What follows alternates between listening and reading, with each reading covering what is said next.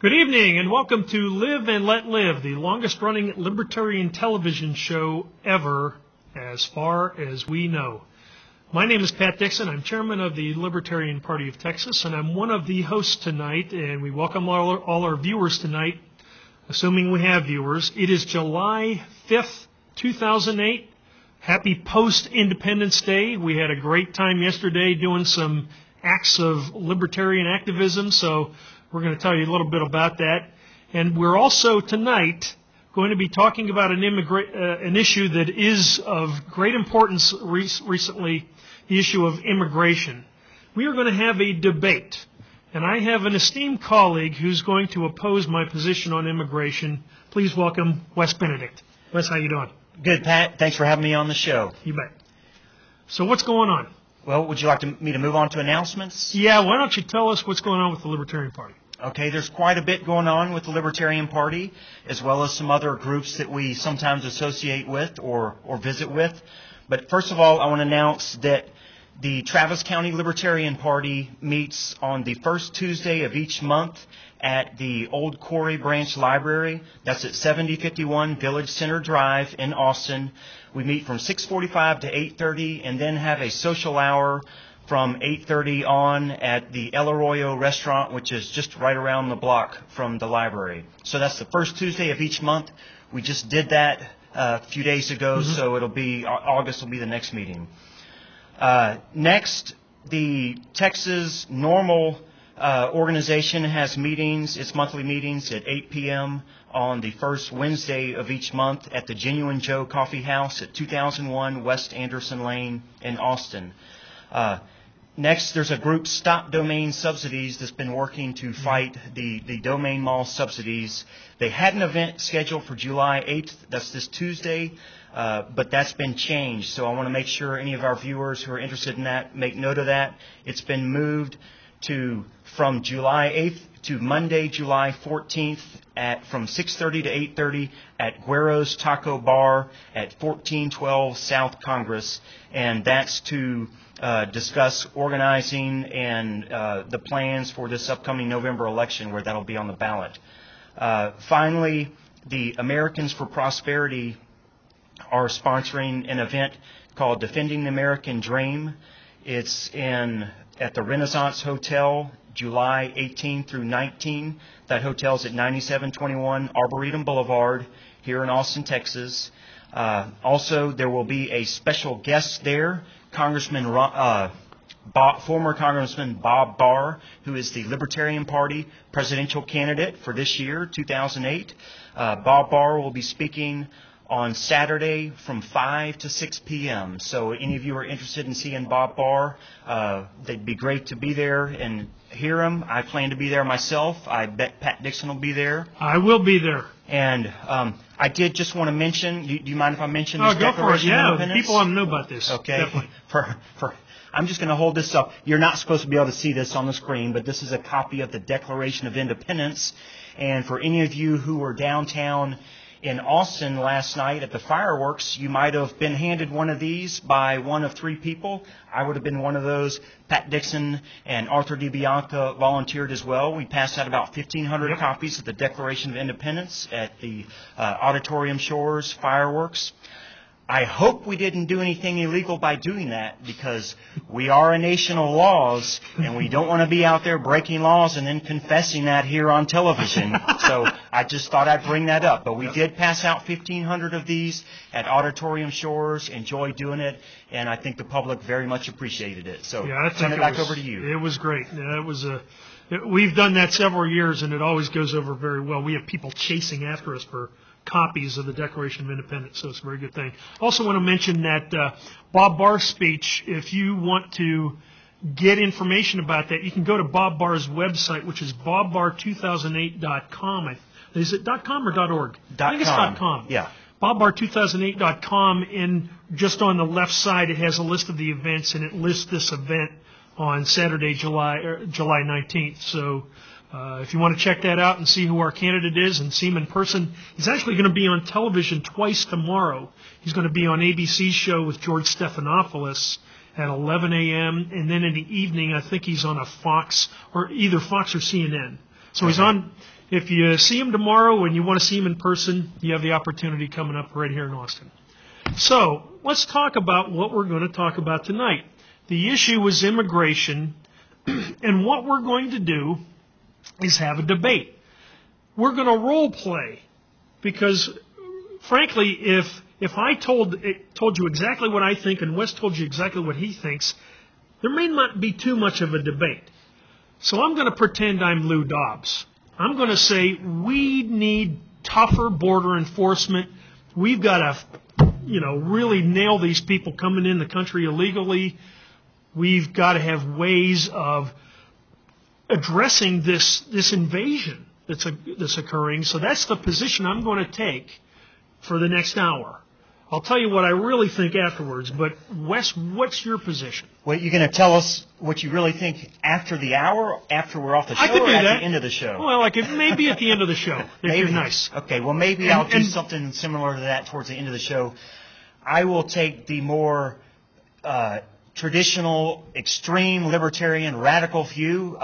Some people might call it tending towards anarchy, and will be for open borders, maximum freedom, very restricted limitations on immigration. And I'm not too far from that in reality. But anyway, okay. I understand there's some transitions and there's some policies we have in place that affect immigration that need to change, or that should change at the same time we might change immigration policies. So. Okay. So just to let you know, we're kind of role-playing here.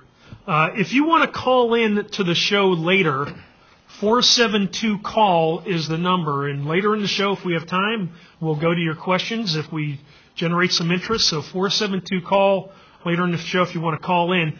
But basically, Wes, I'm of the opinion that there's an invasion going on right now. We have approximately 12 million people in this country illegally. There are terrorists in the world. We have to acknowledge there are people who want to kill us. And we have, it seems, no border control. People are coming across that border, and it seems that our government at this point is ignoring the issue. We have to address this for our national security. Don't you acknowledge that there is an invasion going on? I don't acknowledge that there's an invasion going on. When the wind blows from the Pacific Ocean into California, is there an invasion of air across America? Anytime something's crossing a border, should that be called an invasion? I very gladly and happily and wholeheartedly support importing automobiles and goods from other countries, from Japan, from China, from wherever, from Mexico. There are a lot of people who come across the border from Mexico and other Central American countries to get into the U.S., but I don't think it's right to call that invading. Invading is what we did to Iraq. We invaded Iraq with force, blew up things all across their country, took over their military, and now we occupy it. That's what I call an invasion. But people coming to work, I don't call that an invasion. Okay, well, clearly, if there was an army at the border with machine guns and tanks and jeeps ready to come across, you would call that an invasion, wouldn't you? Yes. Do you know that's happening already? Do you know the Mexican army is crossing into the United States? Over the past 10 years, there have been 216 incidents of the Mexican army coming across our border. Mm-hmm. Well, I've been to Mexico 20 or 30 times over the past couple of years. I don't call that an invasion. Those are minor little skirmishes. We have our military in over 100 countries throughout the U.S. We've done more. I'm sure our military's been to Mexico. I don't know how many times it's been. I would guess it's been more than Mexico's been here. I don't know. I'm sure we've been to Panama more. We've assisted the drug war in Colombia more. So I think those are just those little incidences are minor, and they're just used to inflame anti-Mexican passions here in the U.S. And I think that's why those are brought up. I think it's wrong. Well, when these people, these Mexican military personnel, are shooting at border agents, there was an incident in Hudspeth County here in Texas that happened. There's several incidences of these 216 where people are getting shot. Mm-hmm. So do you think that's a minor skirmish? I think it's a minor skirmish. There's several people who've been shot here in Austin just in regular violence. There's a drug war that's raging at the border. Probably most of what you're talking about right there has to do with the drug war. We do have people we found in the United States military and in the Mexican military who have been bought off and paid and corrupted by this drug war. And so I would not be surprised at all to find those folks involved in part of that.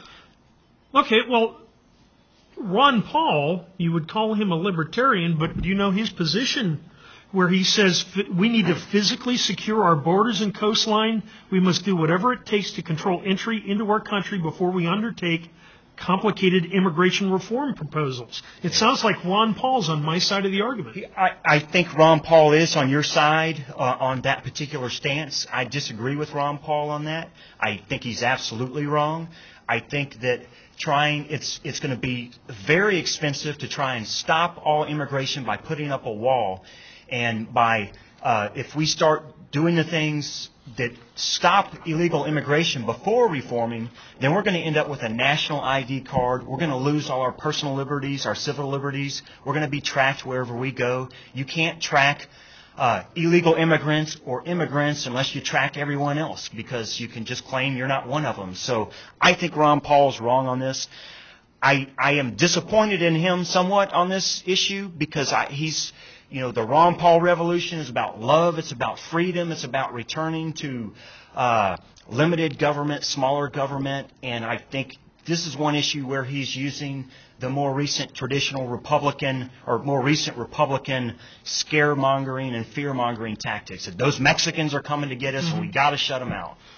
Well, let's talk about a wall. What's wrong with a wall? I mean, countries typically they construct, throughout history, there have been countries that have constructed barriers so that it's very clear, here's where our country is, here's where yours is. What's wrong with that? Yeah. Well, I think the biggest examples is China had a great wall. Still do. They still do. Germany had a wall, preventing people from getting out or in. I think those are the most famous walls. They may or may not have been effective. I'm sure they were. I think they were somewhat effective, but they were examples of that there were bigger problems out there, and I don't think the wall made people better, especially in Germany. So there are countries throughout Europe who do not have walls today. People travel freely between those countries. People travel between Canada and the United States. We're not planning on putting a wall up there. At least I hope we're not. So I think the physical barrier that's a Band-Aid for a bigger problem. We need to make it easier for legal immigration so that we let down the barriers to come in legally, and that way there won't be such a demand to come in illegally. Well, walls clearly have worked. I mean, Constantinople survived, the Byzantine Empire survived for so long because of its wall. Hadrian's Wall worked in England. The Great Wall of China worked, even though it was breached sometimes. Walls have worked, and typically it's not just the barrier, it's because you have a section of wall and then you have a station where you have people monitoring. Right. So it's a combination of having the wall and people monitoring. It can be effective.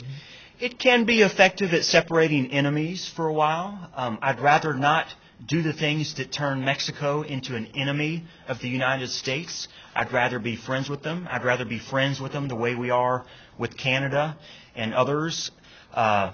Walls worked in Germany. So did giving everyone papers and putting agents at every corner and checking those papers, putting all the Jews on trains and taking them to concentration camps and exterminating them. So there are things. We could get rid of all the Mexicans. We could round them up. We could put them in jail. We could exterminate them, and that would get rid of them. It'd be dangerous.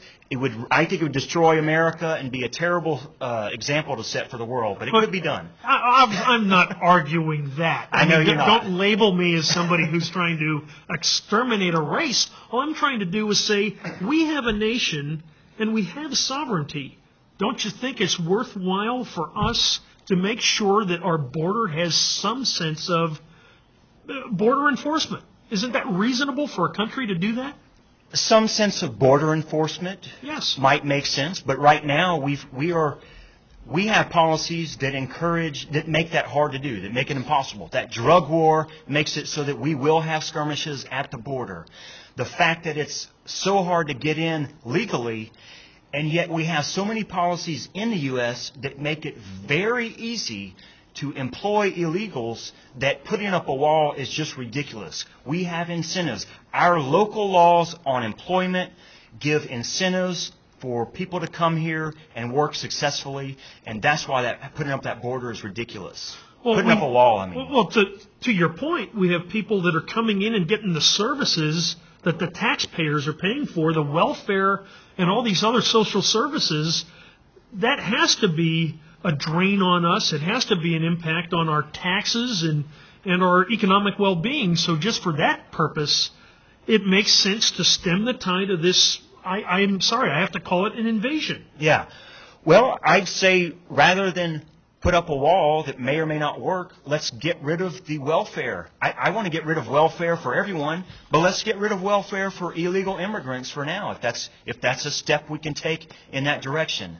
A bigger issue, though, and I don't know how familiar you are with the real employment laws in the U.S. I'll let you answer. You asked the Lou Dobbs questions, but I've worked in the construction industry here in Austin. I know people who work in the restaurant industry here in Austin and other places, and I know what it's really like to have illegals here and working.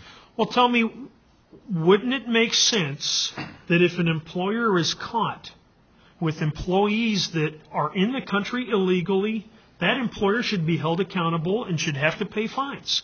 Isn't that a reasonable and effective way to deal with the immigration problem? Well, that's our status quo.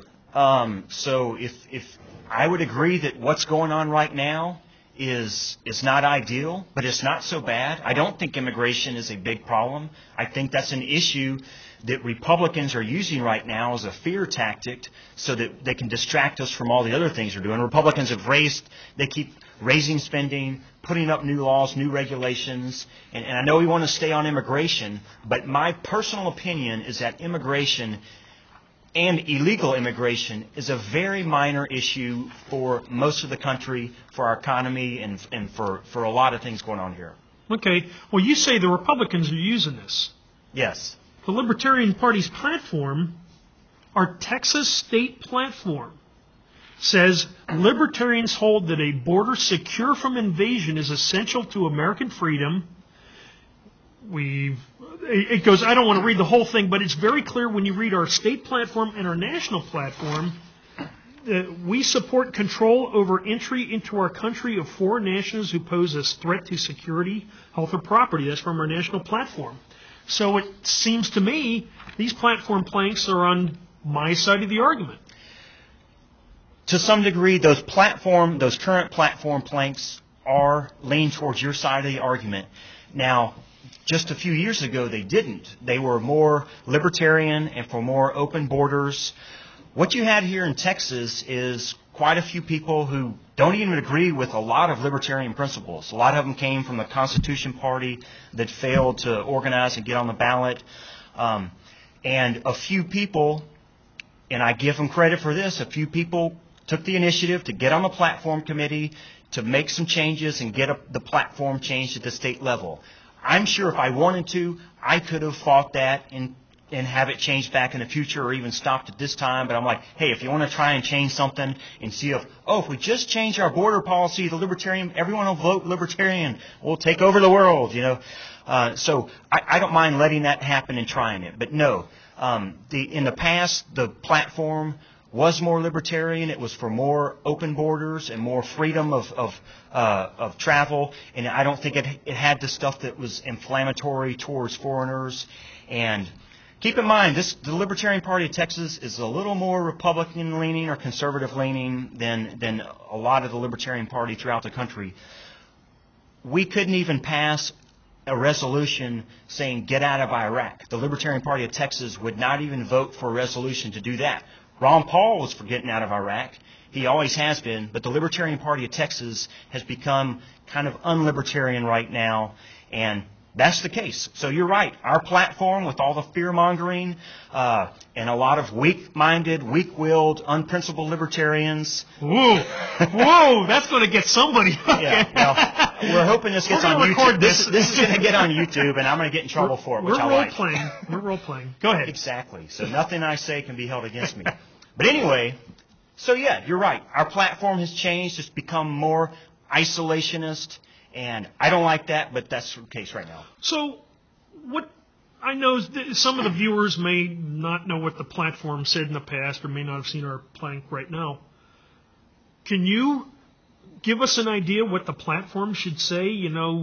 Just like a few verses maybe, what the platform ought to say? I think a simple statement like peaceful people should be able to cross borders freely is a good one. I don't think there is a very simple thing where you can come up with all the regulations and whatever that would apply to immigration and the border. But I think, in general, leaning towards more freedom, lowering the barriers to legal immigration, and is the way to go, rather than putting up barriers to illegal immigration. But the fact of the matter right now, you can talk about your dream of the way things ought to be. Mm-hmm. But the way things are now, there are some people who try to do it the right way. Okay, here's the process. I'm going to try to do it the right way. And it seems like they're staying in line forever. And George Bush sends out this proposal with John McCain's name on it to say, well, you know what? If you're here, just, pay a little money and you're free and clear, and the people still in line are still in line. Is that a fair process? It's not fair, but it's impossible to be fair now based on what we've allowed to happen and what we've done. It's almost impossible and ridiculous to even try and follow the current laws. You can go visit all the restaurant owners in Austin. Now, they won't tell you this publicly on television, probably, but most of them, or a whole lot of them, are employing illegal aliens. They don't necessarily do it blatantly. They kind of are following the laws, but it's a case where they accidentally, on purpose, hired illegals. They kind of have a feeling they're there, and they may or may not know it. They certainly don't want to admit it, but everyone knows it. They know it. It's the same in the construction industry. All these roofers putting on roofs, the painters that go in and paint homes, a huge percentage of them. I don't know the numbers, but I'd guess 50, 60, 70, 80% are illegal immigrants, and everyone knows it. But the thing is, everyone's doing it, and we passed laws before that said you don't have to check you just have to make sure they have an ID. You don't have to validate the ID. And so if you've checked, that they have some kind of ID, you've done your part, and that's it, and you're left alone. And so every business has been doing that. When every restaurant employs illegals and every other construction related business does, it's like they're everywhere. Are you saying that you think the George Bush, John McCain amnesty proposal is okay with you? I like a lot about that amnesty proposal, yes. Our incentives and our laws are what created so many people breaking the law, and I think the only way out of it is some kind of amnesty plan for the business owners who employed these folks accidentally on purpose, for the customers and homeowners who know there's illegals standing on the roof right now repairing their roofs, and they're just kind of looking the other way, and for the illegals who cross the border, who know when cities all over, just like Austin, and police departments say, hey, as long as you don't get arrested, we're not going to do anything. To me, it's almost de facto legal to be here illegally and work. So, yes, I don't want to punish those folks. But you said the business owners that I forget the term you used, accidentally on purpose hired people. Well, so they really knew they were illegal, of course. They said, okay, I can hire this person, pay them a mere pittance. I know they're illegal. A mere pittance? I would... Well, they're not paying the same wage as they would pay someone else. That's why they're paying them. That's why they're bringing in these illegal people. There's Isn't a that best true? value. Most of them in the construction industry that I'm aware of make well over minimum wage. And that's here in Austin. So does that mean that if I'm an employer and there's somebody, that has no documentation, they're not a legal citizen, and I say, okay, I'll hire this person, that could be a terrorist. You don't know that. I mean, that's somebody who could do harm to somebody. Yeah, Timothy McVeigh could do harm to somebody. He was an American, white American, patriotic citizen. I don't think we need to terrorize our own citizens and give away all our freedoms and destroy our economy because some terrorist might be out there. I mean, yes, we lost 3,000 folks in the World Trade Center bombing on 9/11, but we lose tens of thousands every year in auto accidents, murders, gun accidents. I don't want to ban guns. I don't want to ban cars and ban everything that might hurt someone. Well, part of my problem with that amnesty proposal is the premise is we have to solve everything at once, and we can't do anything until we have the solution to everything. Meanwhile, there are people streaming across the border. Why can't we just focus first on stopping the bleeding? Go down to the border, put the agents there that are required. There clearly are not enough agents. There needs to be more surveillance. Why not do that? Why would you oppose something like that? Because I don't think the Band-Aid will work. In other words, if you put a Band-Aid on a gunshot wound, especially if you've been shot like 20 times, those Band-Aids and the tape doesn't make much difference if someone's still standing there shooting you with a machine gun. Now, I disagree absolutely with Ron Paul that the first thing to do is look at border security. To me, we need to look at our internal policies that create a magnet for illegal immigration and change some of those things. No, I don't think we should put up a wall. I think we probably would have been able to change some of those internal things if people like Lou Dobbs and even Ron Paul, but many others out there who have been out there fear-mongering, O'Reilly, saying, oh, these people are invading and all, they're showing all the worst aspects of immigration to scare everyone to death. And so now it's impossible now to come up with a real solution for a while. Well, you're assuming the motive is to scare. The motive may be entirely sincere because they're looking at the same information I'm looking at where border agents are being attacked. There are illegal aliens in this country committing crimes. The thing is out of control. It's not just a fear-mongering thing. It's a realization of what's going on, isn't it? Well, I could use blacks as an example, but I better not do that. But if you look at crime, men commit 8 times as many crimes as women. Isn't it something like that? I mean, should we just throw all the men in jail because we're the ones committing the crimes? I don't think illegals commit very much more crime than residents and many other groups in the U.S. So no, I don't want to discriminate it against them.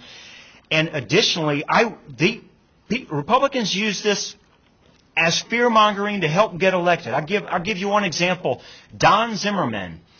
He's a Republican Liberty Caucus executive director of Texas. He's the former one. He's actually a friend of mine, or somewhat of a friend. I've worked with him. Not after this show. Not after this show.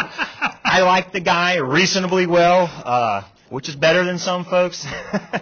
But he ran. He's a libertarian-leaning Republican. He ran for state representative against a traditional establishment Republican here, and he used anti-immigration and anti-gay marriage rights as his plank to try and win the Republican nomination. And I think that had a negative impact on freedom in Travis County and a negative impact on his personal image. I don't think he thinks marriage and immigration are the most important issues. It's the fact that Republicans are spinning us into debt and have forgotten about free markets that are the big issues. So yes, it's fear-mongering and electioneering. Well, a problem I'm having with your argument is you seem to be saying it's racial. And I'm saying that I recognize there's an overwhelming number of Mexicans, but there's also Asians. There's people from all kinds of races, all kinds of countries. There's terrorists who, at least 19 of them, got into the country and caused one of the worst terrorist attacks we've ever seen. So it's not a racial issue, but it's simply that we have to acknowledge that we do have a border. And you can't just walk in just like if an army shows up with guns, well, we have an open border, just come on in. You have to oppose the people who are trying to do you harm. And there are people trying to do us harm. Well, if we had a more rational and a better working and a much easier legal immigration policy, then it would be we wouldn't be wasting all our resources on peaceful people. I believe the 9/11 terrorists, most of them, or if not all of them, got in legally. I think they overstayed their visas, but they didn't come through Mexico. They flew in with our knowledge, and we knew they were at our training camp. Different parts of our federal government knew they were training to learn how to take off in airplanes. So I don't think the terrorism issue is the right one to focus on when you're talking about immigration. Okay. And what? Go ahead. Well, we're about halfway through the show, and Yeah. we're going to step out of our roles a minute because some of you may be tuning in and think we don't like each other. We love each other. We're role-playing tonight. We're having a debate on the issue of immigration, and I'm kind of trying to be Lou Dobbs over here saying we need a tougher border policy. We're not enforcing it well enough. And Wes, you're taking the position that open borders and freedom is the better way. And if you want to call into the show, you can do that. 472-CALL, 472-CALL. And if the phones are working and these things light up, we'll try to answer your question and have you involved. So we'll try to stimulate your blood a little bit, get you involved in the discussion, and see if we can reach some consensus, perhaps. Maybe the phones aren't working. Maybe they're not. I would think somebody would be calling. At least Don Zimmerman ought to call in. Don should. And I mean, usually there's a lot of rabid anti-immigration folks listening to this Access show and even hosting their own shows. So if anything would ruffle their feathers, that I would think the immigration issue. Hey, we got one. Okay, I'm going to ask one more question before I go to that call. There is a caller. I'm going to get you in a minute, but I'm going to ask one more question. Wes, you have to acknowledge that there's a problem when private citizens are forming their own group. The Minutemen, they're going down to the border and doing it on their own because our government isn't getting the job done. Clearly, our government is not getting the job done on the border. Wouldn't you agree with that? No, I don't agree with that. Once again, you've made up your mind that more border enforcement is what's needed. I do not think more border enforcement is what's needed, whether it's the government doing it or private citizens. I think if we want to stop illegal immigration, we have to make it easier to get in legally, and then we won't need beefed up border enforcement. And we have been beefing up border enforcement. I believe spending's gone up like by a factor of 10 over the past 10 or 20 years, as well as the number of border agents. And I don't think that's changed things a bit. So I don't agree with what the Minutemen are doing. I appreciate them trying to do something they think is to protect America. I just think it's a wasted effort, and it's attacking the wrong part of the problem. Okay. Well, I think it's time to go to the call. We got 2 calls on the line, so let's go to the first one. Hello, you're on the air. Hello, you're on the air.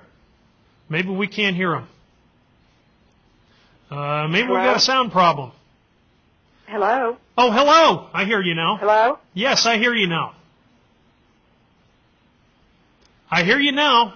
Do you hear me? Yes, I just had to call in to tell you how much I just disagree with this amnesty plan. I mean, we have a law. Whether anyone likes it or not, it's a law. They're breaking the law. If I water my lawn on the wrong day, I get fined horribly, okay, and so many other things. You know, if my husband gets laid off, is it okay for me to go down and rob the bank and, or steal from the store to feed and care for my family? No, I get in trouble. And I don't do it not only because it's not against the law, I don't do it because it's against my character. It's the wrong thing to do. And I just don't see how you're ever going to get any support for your party. It just sounds to me like you're just someone else who wants to exploit people. A free-for-all. I just disagree. Thanks for taking my call.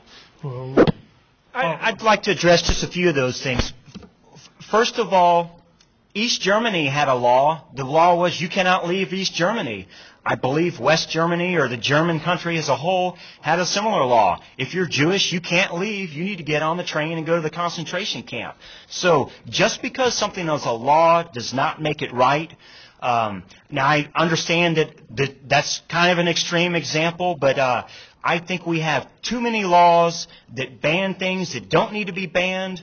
Right now, if you're 19 years old, you can go die fighting a war in Iraq, but you can't drink beer at college. Give me a break. Every college kid, not every college kid, but half of them out there are out there knowing the law is 21, and yet they willingly and knowingly, and our parents know it, and our schools and the police know it, they break the law because we don't respect the laws because there's too many laws. There's too many laws against too many things. So, and I encourage breaking laws that are immoral or unnecessary. I certainly support 20-year-olds, 19-year-olds, and 18-year-olds drinking beer in your home, even though it's against the law. And I'm against throwing every kid who does that in jail. Same thing with driving. I mean, driving is a better example to compare to immigration. The speed limit might be 45, but a lot of us drive 46, 47, 48. We know it because we don't get arrested. We don't get tickets for driving 48. We know that we can get away with a few miles per hour over the limit. Now, if we go back and check all these cameras they install all over Austin, I don't know where they all are, but let's just say, for example, those have been tracking our speeds, and we found out that 100,000 folks in Austin have been speeding and could get a ticket. Should we have laws? Should we enforce that law? Should we write 100,000 tickets? Or if we've all broken the law 50 times, should we write 5 million tickets to all these Austinites who drove 48 and a 45? Well, that was your answer, and we got another caller, so let's see what this next caller has to say. Hello, you're on the air. Hello, you're on the air. Hello? Yeah, you're on. Hello? Yeah, you're on. Hello, can you hear me? Give a lag so that he can hear himself. Yeah, I can hear you right now. Yes, I'm calling because everybody keeps saying about how negative it is. Yes, I'm calling because a lot of people say how negative it is for the economy when Mexicans comes here, that they're using up our resources, but most of the illegal aliens use fake Social Security numbers. So the money that's being taken out of their checks is being sent to Uncle Sam.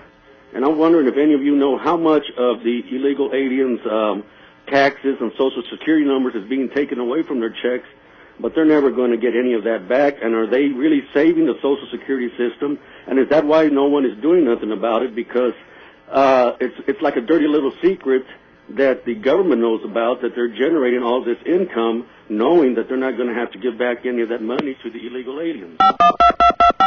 Well, okay, I'm going to hang that up because it sounds like... Are you still on there? We're having technical issues, but I think I'm going to hang up that line and respond to that. I think that was a question to me.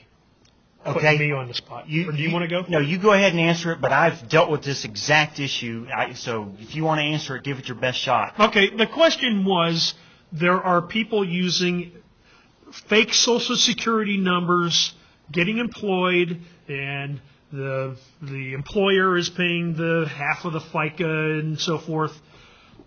But here's the issue. I mean, there are studies done by organizations like the Cato Institute and the Heritage Foundation and others, and there is debate about whether they're paying for themselves or whether they're not paying for themselves. But clearly there's an economic impact. Clearly you have people who aren't getting Social Security numbers, who are coming across the border, getting help. So just intuitively it's obvious that there are some people taking advantage of social services being paid by the taxpayer, and whether those number who with the fake Social Security numbers and whether their money covers all that cost, I see differing studies, and just from my take, it doesn't look like they're covering it, but clearly some people are getting the advantage without having to pay into the system. Sure, and I'll address that Social Security payment thing a little bit more specifically. I have hired people before, and a few months down the road, I've gotten a letter from the Social Security system saying, this Social Security number does not appear to be accurate. Please check. I forget exactly what it said. Please check with your employee and get the accurate number.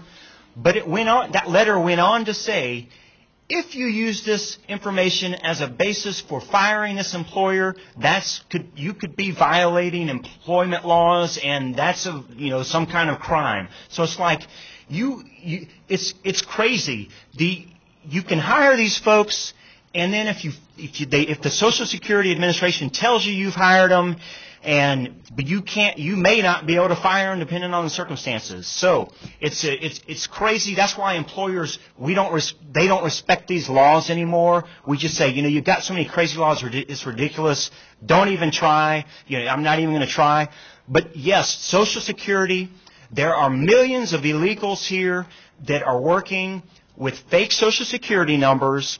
Their employers take that Social Security and Medicare out of their checks before paying them, and that shows up on the check, and they also send a check to the Social Security Administration separately for that money. So 100% of that Social Security and Medicare gets paid, but that illegal immigrant is not eligible to collect it in the future. That's an example where billions and billions of dollars are going in from illegals to prop up Social Security. Yes, they use some welfare and other social services, and they may not pay some of all their other taxes, but they pay sales taxes and that Social Security, and that's most of what lower income people pay. Yep. Just to follow up on that, I have one study here that says that the illegal immigrants impose a $2.2 trillion burden on U.S. taxpayers. Now, our federal debt is $9 trillion. $2.2 trillion is a huge number. Yes, and I don't know what study and exactly what that's from. They might provide a $2.2 trillion load, but that may ignore the $2.0 trillion they contribute, or $4 trillion. I don't know exactly all the details of that. I personally think immigration, as far as the economy, illegal immigrants, as far as the economy is concerned, is almost a wash. It has almost no impact. The biggest impact is just that there's population growth. I don't think they're a big boon to the economy. I don't think they're a big drag on the economy. I do think it means there are more people here. Okay. We have another caller, so we're going to take the next caller. Hello, you are on the air. You're on the air. Hello, Wes. Yeah, go ahead. Well, you're way behind time, young man. You not only Social Security that's going to be on your can, it's Internal Revenue, because that's where I work, Junior. You take people that show where they're duplicating the number from two places. You're the one that can go and be picked up, not just the employee, because you're the one that's sitting there that way, causing it to kick back on the computer through all the whole systems on the regular employee that has the number himself. If you hire somebody that's here illegally and they steal a number, you can be just as much trouble as anybody else through Internal Revenue, not Social Security. You better back up, read the laws, you'll find it out.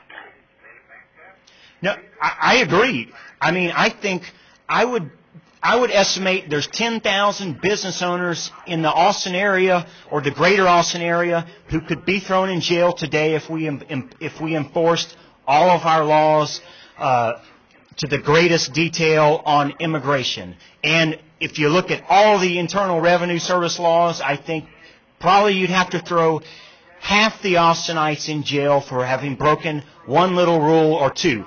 Take waitresses, for example. No, you're way They're wrong. getting tips. You know they're not all paying their tips. They're evading No, income you're trying to make taxes, it- and you're we trying should to throw cover up every what you're waiter doing. and waitress in jail today if that's what you want to do.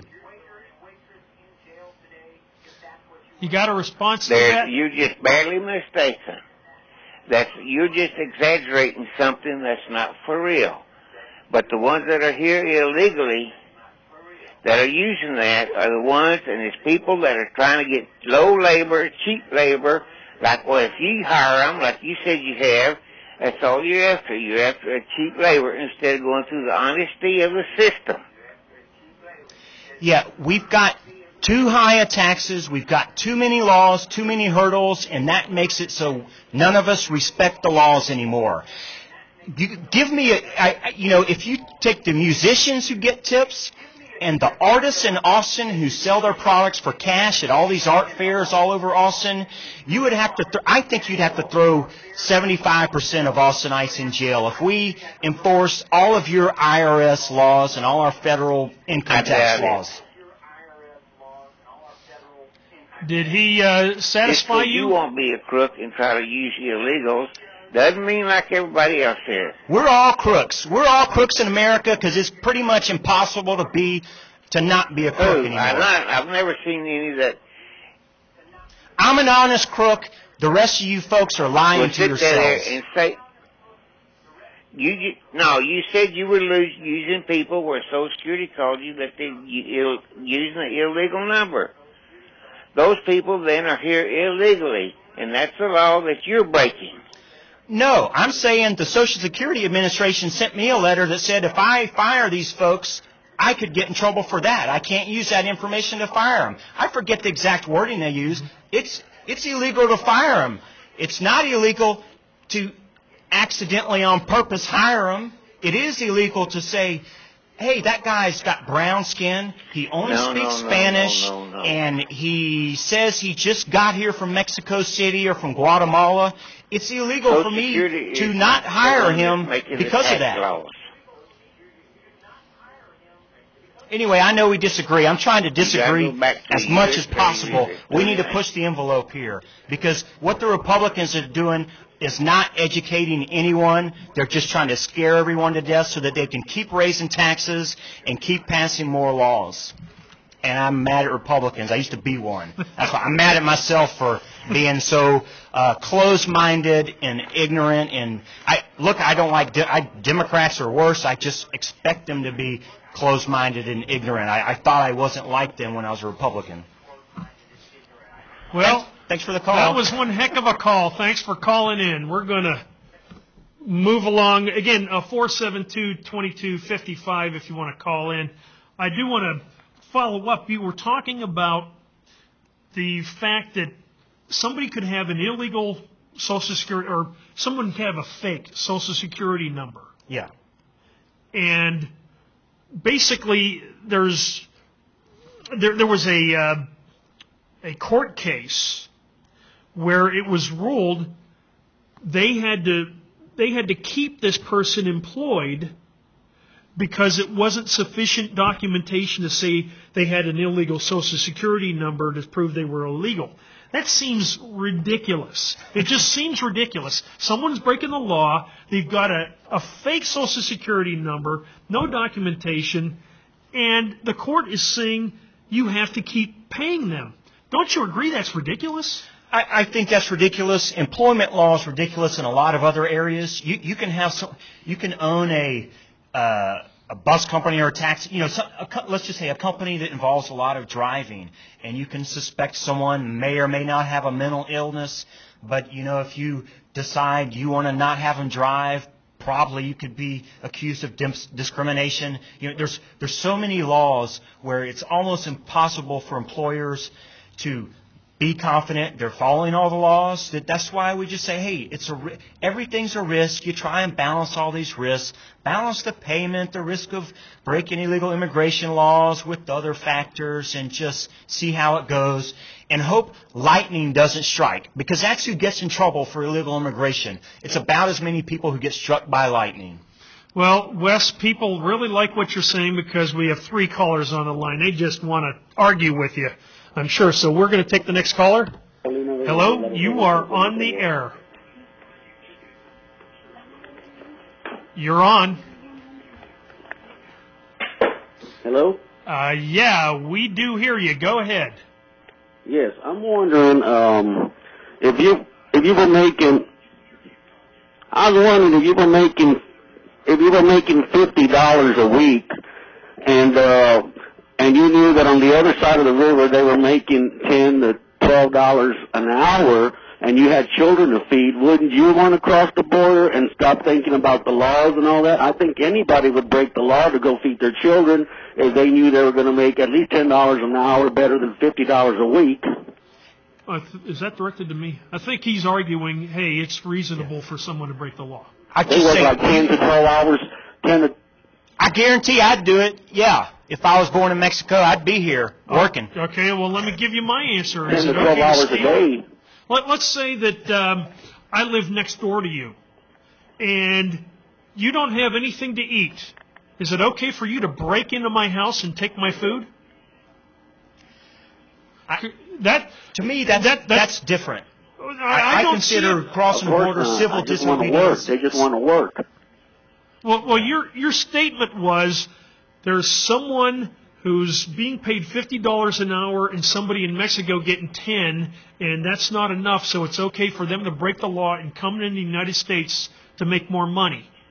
That's your argument, and I see it the same way. It's just like, hey, if I can break the law and barge through your door to feed my family, is that okay? I don't hear a response. I think he's done. I don't think it's okay to barge in. If I have children in Mexico and I'm living there and I'm poor and I'm only making $50 a week, $50 a week, and I'm working 10 hours a day for 6 days a week, I'm not going to be able to feed my family. But if I cross the border and people are willing to hire me for $8 to $10 an hour, I don't want to commit no crime other than going to the other side of the river so I can make money, so I can send some money home to feed my family. You're not telling me anything different than you told me before. All you're saying again is, yeah, you think it's okay to break the law to take food or take money or something else. And I disagree. I just wouldn't equate those two breakings of law. One I consider more along the lines of civil disobedience. The other is breaking and stealing directly from someone. If I break the law and escape from Germany when it was illegal to be Jewish there, I consider that fine. If I drink a beer when I'm 20 years old at a party at University of Texas, I consider that a minor thing that's not to be equated with breaking in your house and stealing beer out of your refrigerator. Okay, well, this nation was born out of civil disobedience. We know that. We committed acts of civil disobedience against the king. But this is a situation where we do have people coming across, shooting at border agents, committing crimes, and it seems to me it's a reasonable policy to have a border enforcement. Well, we have people, criminals who are not immigrants, just regular white and black people here in America who use guns and shoot people, and I don't think that the answer to that is to take away guns from everyone and prevent all black and white men from living in America, because those are the ones who are committing 95% of the gun crimes. You're turning it into a racial thing. Well, it is a racial thing for a lot of folks. You go to one of those Minutemen thing and listen to the talk. Those brown folks are coming here. They don't speak English. They throw trash everywhere. They don't like our culture. It is a racial thing for a lot of folks, and that's what people are appealing to. It's just like the Willie Horton thing. It may not supposed to be a racial thing, but you put a big picture of an imposing black man on television, and that scares. You know it's not racial, but there's a lot of unsmart, lower-class folks in America, unsophisticated, and that's what they see as racial impact. I hear people talking about the Minutemen like they're a hate group of vigilante. Come on, these are people, some of them are black, some of them are Hispanic, who are going down there and just saying, our government's not doing the job, so I will. I understand, but would you admit there are quite a few racists in that There are Minutemen racists in any culture. Yes. But that's not the argument here. The argument here it's not your that argument. you and I are having is an issue of whether we have a border enforcement or not, and I say we do. It's not your argument, but race is an issue in the U.S. Listen to most political commentators. They'll say, I'm not sure if Obama can win because there's a lot of people who just won't vote for a black man. So race is an issue. I'm not one of these. I'm not one of these liberals who's for giving favors to any race. I'm just admitting that people say racist things. They have racist thoughts.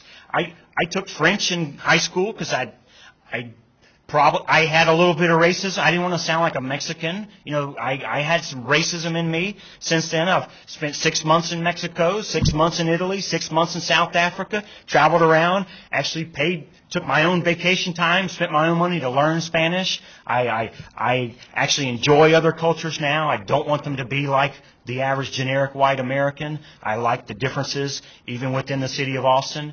But I do acknowledge that racism and appealing to racism is a significant strategy that Republicans and others are using, and I think it's a bad thing. I think Ron Paul did some of that himself.